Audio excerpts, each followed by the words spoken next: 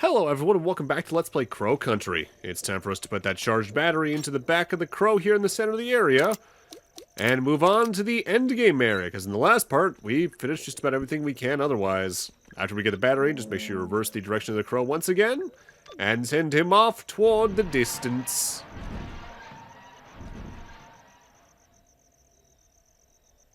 And just like that, he walked out of my life. Notably, there is another line of dialogue we can get if we actually go all the way back to where that crow actually ends up. It's the big crow. He's making his way out of the park. I don't blame him. It would be nice just to walk away. So I brought up last time that you're likely to see gunfire aimed at you while you're walking around the main area at this point in the game. If there's a time it's likely going to happen on a first playthrough, it's probably around here in specific, or if you're looking around for secrets you may have missed up to this point. But since I already have everything, we're just not going to see that outright. And down into the central elevator we go, where we have a hell of a mob of enemies.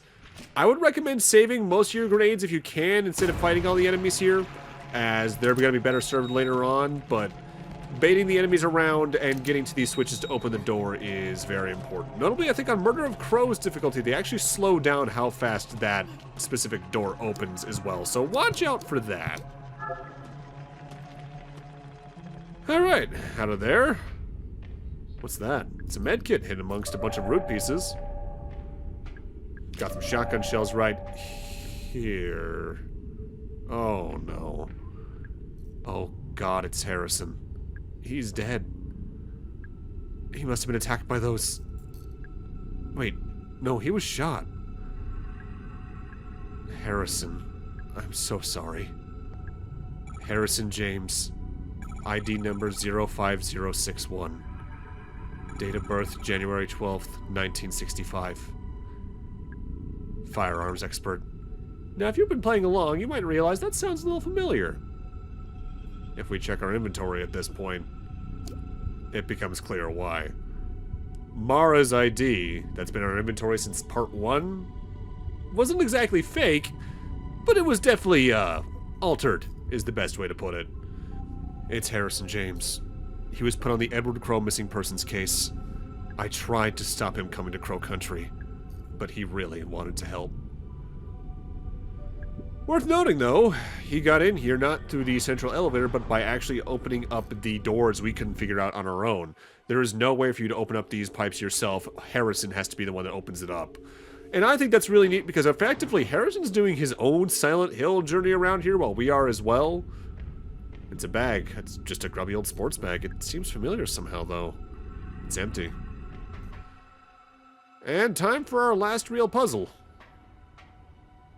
The mining lanterns are really old and need replacing. Any kind of spark tends to set off the oil that's trapped inside. If that happens, just give it a whack to disperse the oil. The flame should go out. So the way this puzzle works is when you shoot a lantern, it lights up.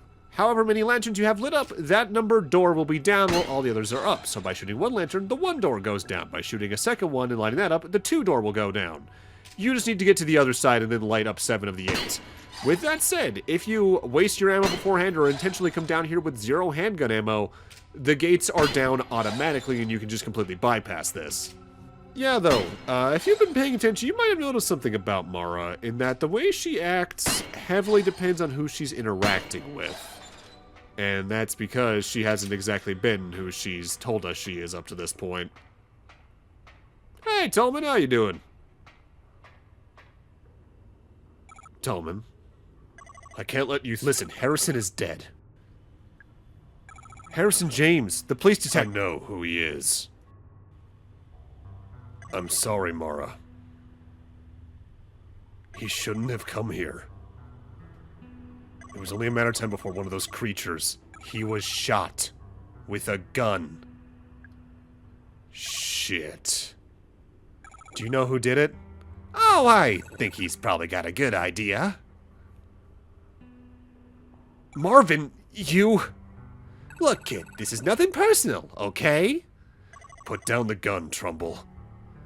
And then what, huh? Go home, forget this whole thing ever happened?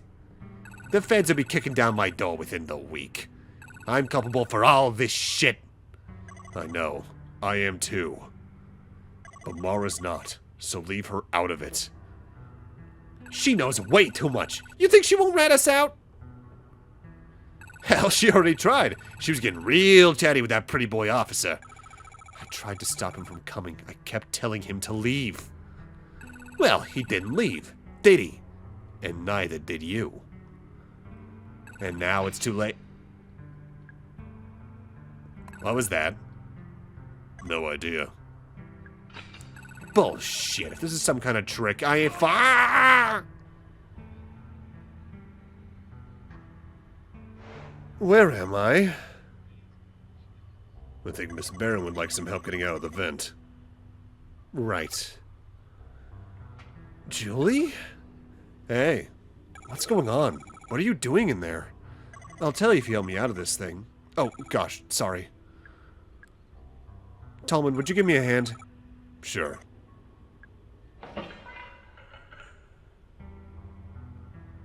Julie, I thought you'd been... I mean, I came out of the boat ride and you were gone. There was blood. Something grabbed me backward into the vent. What was it? Whatever it was, there are several more of them hiding out in the pipes. It's pitch black in there, but I could hear them. Smell them. And what, they tried to kill you? No, mostly they just shook me around, made a bunch of noise. Shouting, weeping, moaning, whatever you'd call it. Sounds about right. What do you mean? They're angry, but they don't want to kill us. They're trying to communicate. Mara, you haven't introduced me? Oh, right, sorry. Julie, this is Tolman. He works for Edward Crowe. And Tolman, this is Julie Barron. She's a lawyer. She was hired by the Marshall family. Elaine Marshall's family. I see. What are you two doing down here? Someone's been killed. Shot. A police officer. Goodness me. Tolman here was just about to go deal with it, weren't you? I'll come with you. I have experience with this kind of thing. Good. Okay. Thanks. Mara. Something else. Natalie Crowe is waiting at Edward Crowe's office. Would you go see how she's doing? Crowe's daughter? Sure, of course. I'd love a chance to talk to her, actually. You're not. One last thing. Arthur Mole. He's out in the staff parking lot in my white Fiesta. Would you check on him, too? I've left him alone way too long. Of course, we can do that, too. Thank you. Mara, what are you going to do? I'm going to do what I came here to do. We'll be waiting by your car. Okay? Okay? Thanks. Come along, Mr. Tolman. We've got lots to do.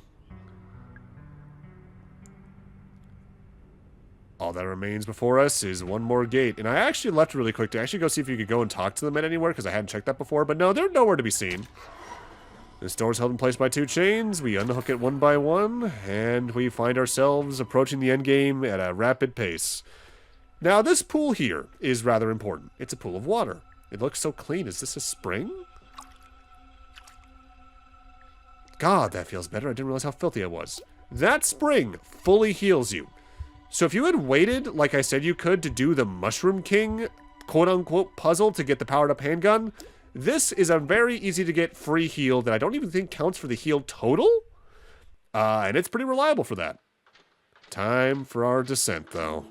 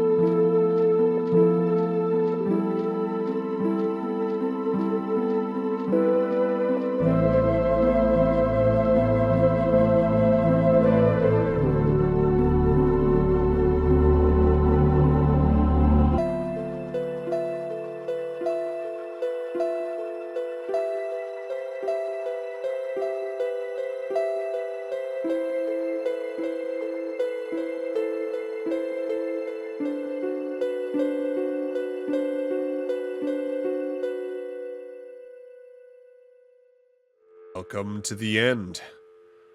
It's a telephone. It's been left off the hook. So this is where he's been calling us from. This is our last save point in the game. You can leave here if you need to, but at this point I've already done everything. Someone's written something here. but I can't make sense of it. It's nonsense. Worth mentioning, we already have all 20 of the tips and tricks gaming magazine things, but the staff memo we found in the room with the oil lanterns is the last one you can find in the game. Like I mentioned last time, staff memo 33 just does not exist for one reason or another, though there is a fan theory of where it is in existence, just that you can never read it, because I don't even think it's in the game's code. It's a medical cabinet. Free large med kit there. Fire axe seems to be missing because it's over here. It's an elevator. Relatively simple way to get up to the surface. It doesn't work anymore because someone's driven a fire axe through the control panel. Gee, I wonder who could have done that. I'm actually not sure where that elevator would have even come out from.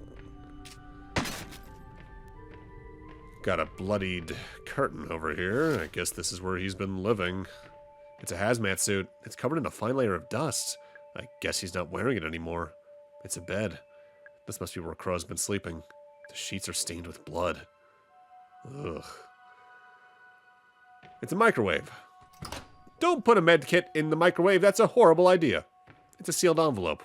For Natalie. I won't open it, and you can never open that. The fan theory is that Staff Memo 33 is technically in there. But now, notably, we got a bunch of pictures over here of the cast of the game. What does Mara have to say about that? It's a set of photos. Photos taped up on the wall. Natalie Crow, Edward Crow's daughter. Tolman, the engineer Crow put in charge of root excavation. The next one's a photo of me. When did he take this? Julie Barron, the liar hired by Elaine Marshall's family. Arthur Mole, a teenager who wanted to photograph the guests. Marvin Trumbull, he was responsible for Crow's fake gold mine. Douglas Pike, he was in charge of building the actual theme park. And finally, Harrison James. He was the police officer sent to look for Edward Crow. Set of vials. 5 glass vials, each with the same pale green liquid inside. I don't know what they're for, I'll leave them alone. Probably a wise idea, that. And in case, like I said, you want to, you can leave, but not really much point to. And here we got a Bunsen burner. This is our final save point. The only flame in the game that's not your usual fire colors. Topping out at about 15 saves on this particular playthrough. It's an intercom. Should I talk into it? Mr. Crow, I'm here. I'm in your lab. Hello, Elaine. Open the door. I will. But first, please pick up the glass of vials I've laid out on the counter. Why? Please. Fine. So, in a twist some of you may have already seen coming, because they do drop good hints about it throughout the game. If you pay close attention, Mara's name isn't Mara. We've been Elaine Marshall this entire game. And they foreshadow this as early as her first line of dialogue in the opening cutscene. Because her reminding herself that her name is Mara Frost isn't us being told that as the players. It's her telling herself that. 5 glass vials, each with the same pale green liquid inside. These must be what Crow was talking about. Let's take them. First, I need to free up some space. I'll put down the other objects I'm carrying. I won't need them. Got all 5 glass vials now. Left in their place all the other items I collected. The police ID card I took from Harrison James. The bronze key given to me by a fairy. The crank handle I found in a safe. The ruby gemstone that was hidden in a painting of a demon. The chain I took from the neck of a mechanical swan. The mask I excavated from a block of resin. The trident I took out of a witch's cauldron.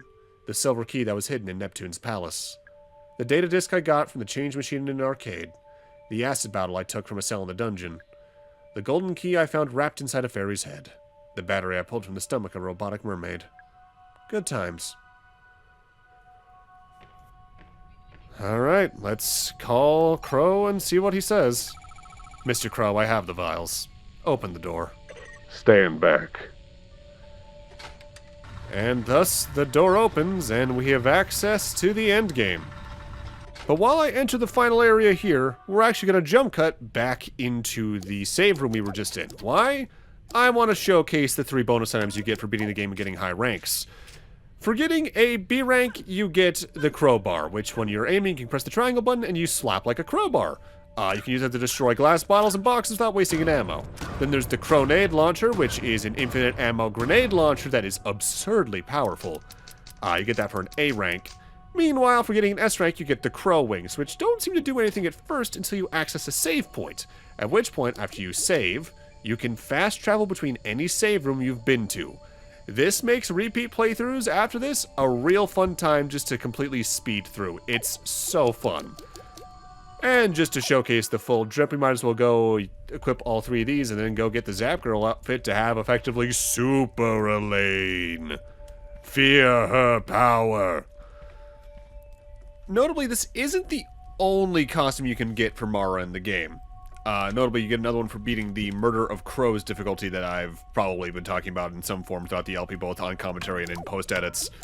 Namely, if you beat Murder of Crows and go into the settings, you can check the secret costume setting, where you can get the Zap Girl at any time, but you can also unlock the Crow Hat, which is just a crow, and you also get an unlimited ammo crossbow that works the same way as the Zap Gun with the Zap Girl. This one's kind of funny, but it isn't as cool looking, but it does look good when you pirate with the crow wings and everything else. Before I end off, I do just want to mention, I really recommend playing through this game twice for several reasons, but if there's one thing that's really good for, it's spotting all the foreshadowing that's just laid out in front of you throughout the game as early as that first cutscene, and how it just continues after that. But with that, I'm going to need to end this off here. Thank you guys for watching, and in part 9, we're ending this joyride. See you guys then.